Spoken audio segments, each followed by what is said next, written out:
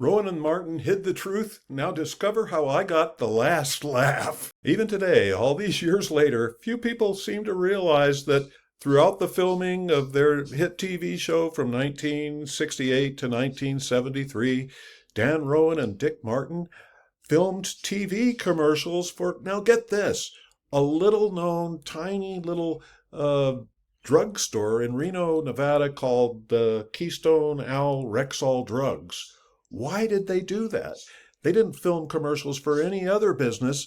They kept, after the taping of their hit Rowan and the Martin TV show, they'd step next door or go onto the set and they would film commercials for this little known drugstore way back in Reno, Nevada. What is this all about? From my perspective, even way back then, the intrigue just was mystifying me. And oh boy, I just, the mere idea of these celebrity comics, they were claiming that, hey, we only did the advertising, supposedly, that was the word on the street, that because Frank Desmond and Jim Thompson, the guys that ran this Reno pharmacy, they were golfing buddies of these two comics. And what supposedly Rowan and Martin were doing these commercials because they were just golfing buddies. That just made me scratch my head in confusion, because why would they just do all those commercials for absolutely free just for a few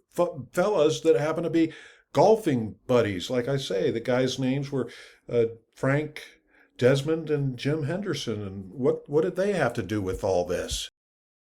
To help put all this into perspective, I got to tell you that their program, Rowan Martin's Laugh-In, was a smash hit. It was a runaway hit. People were all over the country were watching this program. It lasted from January of 1968 to July of 1973, and people, a lot of times, they just couldn't possibly watch any other program but, Rowan Martin's Laugh-In. It was just a kind of a cultural phenomenon at the time. It started out talking about hippie culture and all things like, be-ins and sit-ins and all those kind of things that were, really germane and big social topics at the time, and that was quite important. And the program also carved a lot of ground by doing some discussions about anti-war demonstrations and all kinds of things, and it just became kind of a cultish, kind of a cult classic a little bit. Maybe my using of the word cult is a little bit of a stretch,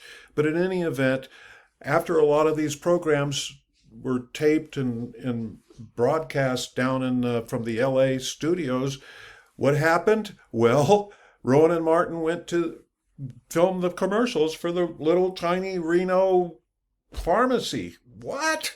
That just leaves me scratching my head. And folks that were learning about this, maybe they were confused.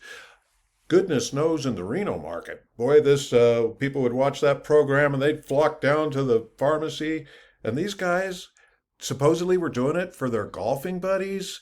I didn't believe that for a single moment. As you might very well imagine, my confusion just multiplied many times over, probably 10 or 100 times over, when I heard about the comic team's cock and bull story that they gave to the media real briefly, saying, oh yeah, it was just because we have a few buddies in Reno and we like to play golf with them. Well, this did not make any sense whatsoever for the following reason.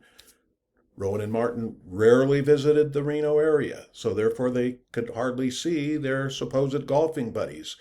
Number two, they were far away from the Reno area, and the mere fact that they would do it for buddies and golf didn't make any sense, because as they would travel around the country doing their comedy routine, this Rowan and Martin duo, they probably had tons and tons of friends. Why pick these two characters in Reno?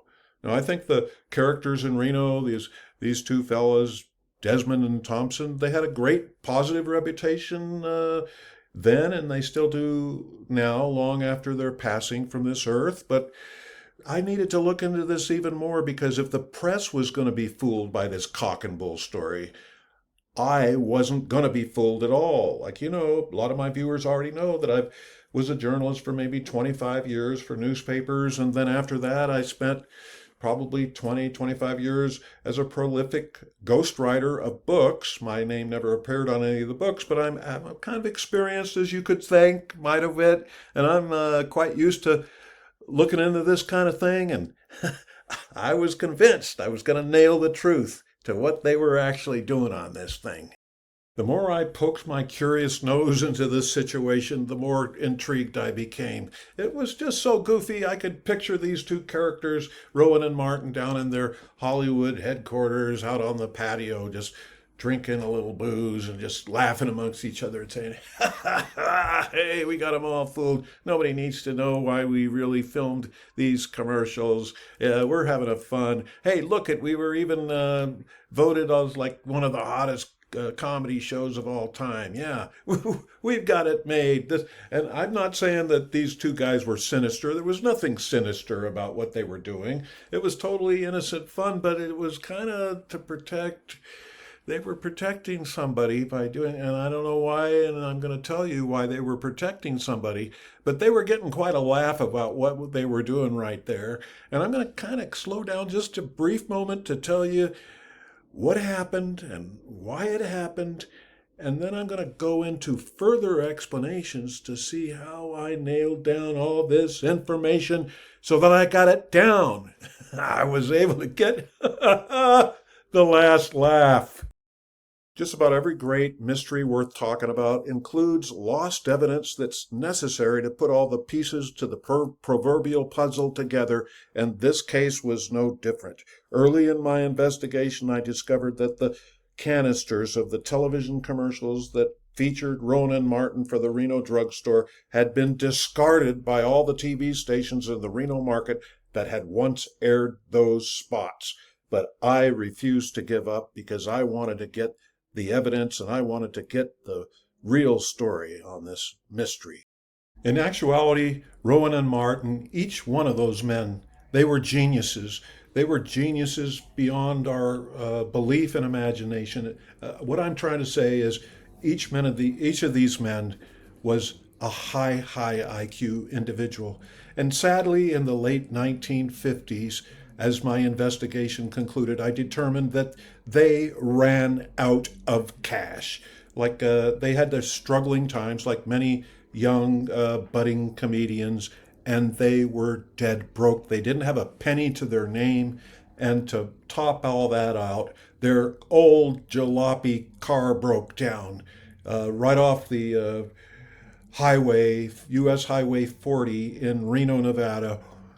And that old highway was about one block from the Keystone Owl Red Rexall drug that the two gentlemen operated, and the desperate comedians stopped in front of the Keystone Owl. They were down to just, they were real impoverished. They didn't have a penny to squeeze together to fix the vehicle in order to get to their next gig, their next comedy routine. And sadly, they just parked in front of the Keystone Owl drug, and one of the gentlemen that owned the business, I believe it was Mr. Thompson, walked out of the business, and he saw their plight, and they explained what had happened to them, that they didn't have any money whatsoever, that they were dead broke, and they didn't know where to go or what to do. And Rowan Martin didn't ask for any money.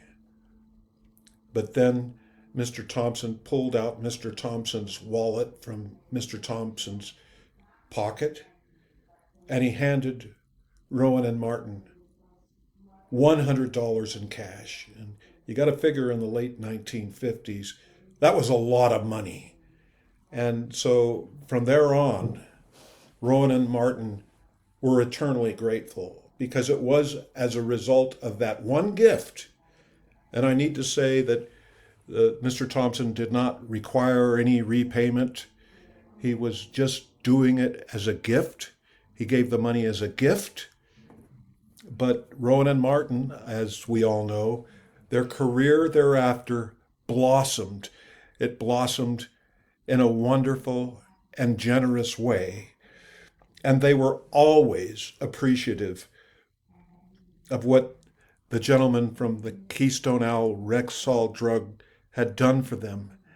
And so when they became mega famous, they, on their own, began to make the commercials for the Keystone Owl Rexall drug as a gift to that business to show how much and appreciative they were. And so, in order to save face for themselves, that's what I've concluded. The comedians didn't announce the real reason why they were being so generous.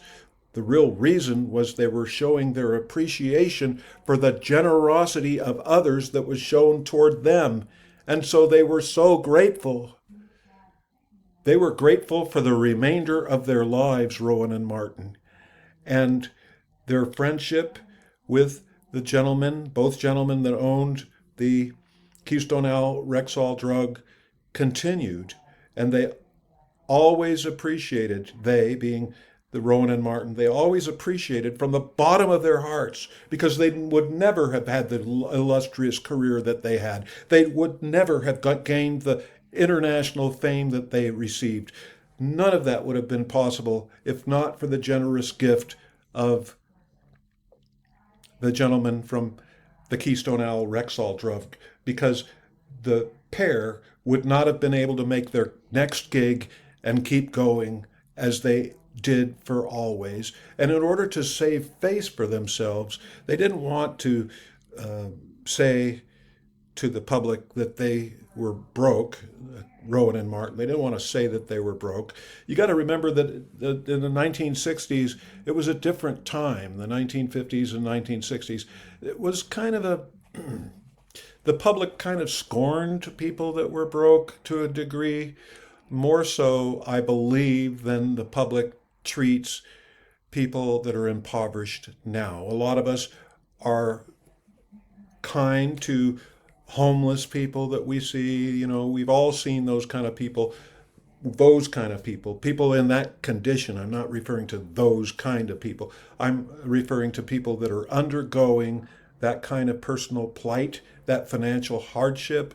We see those kind of people every day. I believe you see those kind of people every day. Those people that are called homeless, some people call them unsheltered, whatever the case may be, those people need help, and there's no way for them to thrive and potentially better their lot in life and get a job, so to speak. That's that's a given for life. So what I'm asking you to do now, of course, Rowan and Martin are now long deceased, and so are the gentlemen that together own the Keystone Owl Rexall drug. And the Keystone Owl Rexall drug no longer exists. It temporarily moved in the late 1990s to what at the time was an Albertsons grocery store across the street. But that pharmacy there closed down eventually. And I believe that supermarket is now called a Save Mart. All along, this is a story that touches the heart of people all over the world. I believe it will, as more and more people see my video right here. So let me know what you think in the comments below. Go ahead and click the like button if you like this video, and subscribe to my channel, and that'll enable more and more people to see my videos on YouTube. And I look forward to presenting more videos to you very soon.